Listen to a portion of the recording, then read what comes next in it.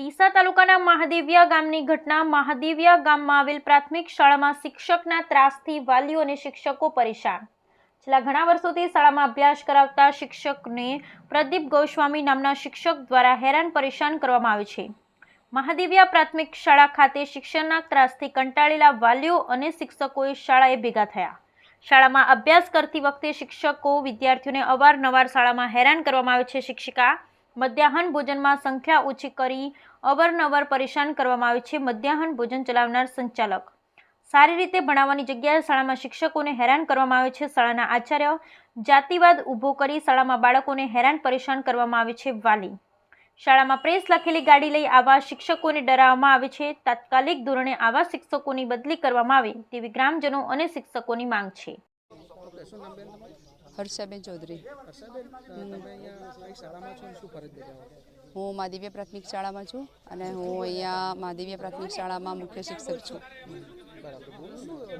આક્ષેપ છે કે અહીંયા શિક્ષકો ભણાવતા નથી, એના કારણે 30 વિદ્યાર્થીઓ નપાસ્યા છે. પછી એક શિક્ષક છે પ્રદીપભાઈ, એ પણ શાળામાં પ્રેસ લખાઈને આવે છે ગાડીમાં. શું કહેશો આ બાબતે? શિક્ષકો ભણાવવાનું તો બધા ભણાવે જ છે, પોતાની ફરજ સરસ રીતે બધા નિભાવે જ છે અને પ્રેસ લખાવીને આવે છે એના વિશે મને કોઈ જાણ નથી અને મેં ક્યારેય એ બાબતે ધ્યાન પણ નથી આપ્યું અને શિક્ષણ તો અમારું સરસ ચાલે જ છે. બેન, તમારી દ્રષ્ટિએ આચાર્ય તરીકે તમે આજે પ્રેસ લખાવ્યું છે એ યોગ્ય કહેવાય કે શિક્ષક તરીકે? ના, શિક્ષક તરીકે ના લખી શકાય, શિક્ષક તરીકે પ્રેસ ના લખી શકાય. બરાબર. તો પછી આ બાળકો જે 30 નપાસ થયા છે, કારણ શું? એનું કારણ ભણવામાં બાળકો વીક હતા, એના લીધે બાળકો ફેલ થયા છે. આટલા સમયથી 1 વર્ષ જેટલો સમય હોય છે, એક તરફ સરકાર જે ગ્રામીણ વિસ્તારનું શિક્ષણનું સ્તર ઊંચું જાય, બાળકો ભણે એ માટે દર વર્ષે કાર્યક્રમો કરે છે, છતાં આપણી શાળામાંથી 30 જેટલા વિદ્યાર્થીઓ નપાસ થાય તો પછી કહી શકાય કે શિક્ષકો પણ કંઈ ભણતર ઉપર કંઈ એવી અસર ન પાડી શક્યા? હા, એવું કહી શકાય ખરું, એવું કહી શકાય ખરું. કેમ કે સરકાર તો શહેરી વિસ્તારમાં તો ઠીક છે કે બાળકો એજ્યુકેટેડ માટે ટ્યુશન આપે, પણ ગ્રામીણ વિસ્તારના બાળકોને ભણાવવાની જવાબદારી તો શિક્ષકોની જ છે. ગ્રામીણ વિસ્તારમાં તો ભણાવવાની શિક્ષકોની જ છે. એટલે ક્યાંક કચાશ રહી ગઈ છે, એના લીધે જ આ થયું છે, એમનેમ તો ન જ થાય. બરાબર. ઓકે બેન, તમારા નાક નીચે છેલ્લા 4 થી 5 વર્ષથી આ રીતે પ્રેસ લખીને આવે, છતાં તમને ખબર નથી? 4 થી 5 વર્ષથી એટલે મને એમ કે એમને કીધેલું કે મારો બાબુ છે એટલે એ એમ કે આમાં છે એટલે લખાઈને આવે છે, એટલે પછી મેં એ બાબતે કોઈ ધ્યાન લીધું નહોતું.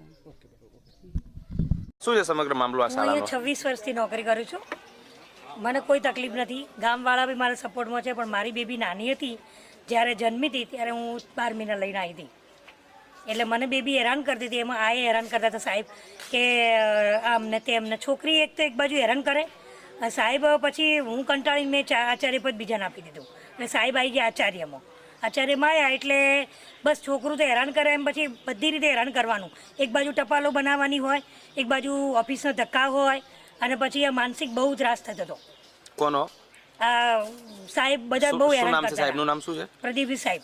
અને પછી મને અત્યારે તો એમ કહે છે કે તમે કેવા પેન્શન લો હું જોઉં છું કે એવું કહેતા હતા. હા, હું મારી રીતે ભણાવું છું, મારા છોકરા ભણે છે, મારા દરેક બાળકને નામ લખતા આવડે છે, મારા ધોરણમાં દરેક બાળકને નામ લખતા આવડે છે, બરોબર. છતાંય ધોરણ 4ના બાળકો તપાસો, ઘડી ઘડી આ ટોર્ચિંગ વાત છે. ધોરણ 4ના બાળકો તપાસો એવી વાત કરવામાં આવે છે અને કે તમે કેવા પેન્શન લો હું જોઉં છું. પેન્શન કોઈનું ઘરનું આપે છે?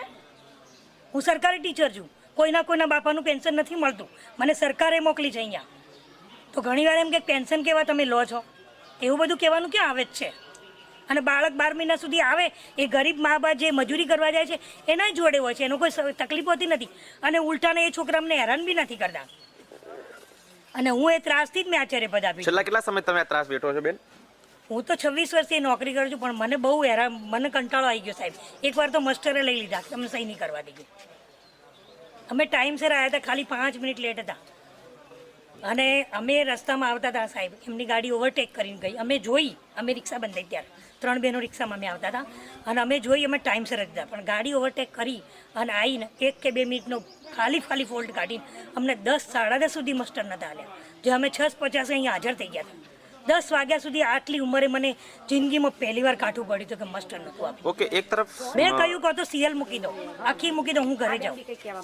એક તરફ મહિલા સશક્તિકરણની સરકાર વાતો કરે છે. એક મિનિટ, એક તરફ મહિલા સશક્તિકરણની સરકાર વાતો કરે છે, તો બીજી તરફ અહીંયા મહિલાઓનું શોષણ થઈ રહ્યું છે. અમારે કેટલા અંશે ઘરે યોગ્ય જઈને છે? કેટલી જવાબદારી હોય સાહેબ, મગજ ઉપર કેટલું ટેન્શન રહે, અને પછી અહીંયા ટોર્ચિંગ એટલે કાઠું પડે. ઓકે, ફરી. ઓકે, શું નામ તમારું? બળવંતભાઈ બક્ષીરામ માળે. હા, શું તકલીફ છે આ શાળામાં? એ શાળામાં તકલીફ આ જ છે કે સ્કૂલમાં 5મા ધોરણના 30 છોકરા ફેલ થયા છે. બરાબર. તો એમને ભણાવ્યું છે આટલા દિવસે, હા, ને એમને રાઈટ કેવો 30 છોકરા ફેલ કરવા માટે, બરાબર. બરાબર. ને એક ટાઈમસર આવતા નથી, ગામવાળાનો વિરોધ છે બધાનો. બરાબર. 10 વાગે આવે શનિવારે ને નીકળી જાય, સોમવારે 10 વાગે 2 વાગે નીકળી જાય જ્યારે મન ભાવે ત્યારે. એનું કારણ શું છે એમનું? માગણી શું છે તમારી? ટાઈમસર છોકરા ભણાવે, વ્યવસ્થિત કાંઈ ટાઈમ કરીને છોકરાને વ્યવસ્થિત ભણાવે, એ જ પ્રશ્ન છે અમારો, બીજો કોઈ પ્રશ્ન છે નથી. શું નામ તમારું? નરસિંહભાઈ મેવાભાઈ છત્રાલિયા. નસીબભાઈ, શું સમસ્યા છે અહીંયા? સમસ્યા એવી છે કે બાપજી અમારા સ્કૂલમાં 10 વર્ષથી આવે છે અહીંયા, 10 વર્ષથી. તો પહેલાં તો વ્યવસ્થિત આવતા હતા, પછી અંદરો અંદર બાળકોને ભણાવવાની, જાતિવાદ કરવો સ્કૂલમાં, મોડા આવવું, વહેલા જતું રહેવું સ્કૂલમાં, પછી કોઈ કહેવા આવે તો અંદરો અંદર એકબીજાના સમાજના વ્યક્તિને દબાવવા અને એકબીજાને ઠપકો આલવો, અંદરો અંદર વિખવાદ કરવા, ગામમાં અમારા અંદરો અંદર વિખવાદ કરાવવા, એકબીજાને જાતિવાદ કરવો. પછી અમે કોઈ ગામના વ્યક્તિ કહેવા આવીએ સ્કૂલમાં તો પ્રદીપભાઈ સાહેબ અમને ત્યાં મળે ના, બેન જ અમારા આગળ થાય, અને બેન અમારા વિરુદ્ધમાં પછી કોઈ પણ કે તમે મારા હમું કોઈ કરશો તો હું તમારા વિરુદ્ધ આ ગુનો કરશું, એવો પરમ દિવસે અમારા પોલીસ સ્ટેશનમાં, રૂરલ પોલીસ સ્ટેશનમાં અમારા વિરુદ્ધમાં ગુનો પણ દાખલ કર્યો છે. અમને અરજી દાખલ કરી તો અમને પોલીસ સ્ટેશન પણ બોલાયા હતા અમને.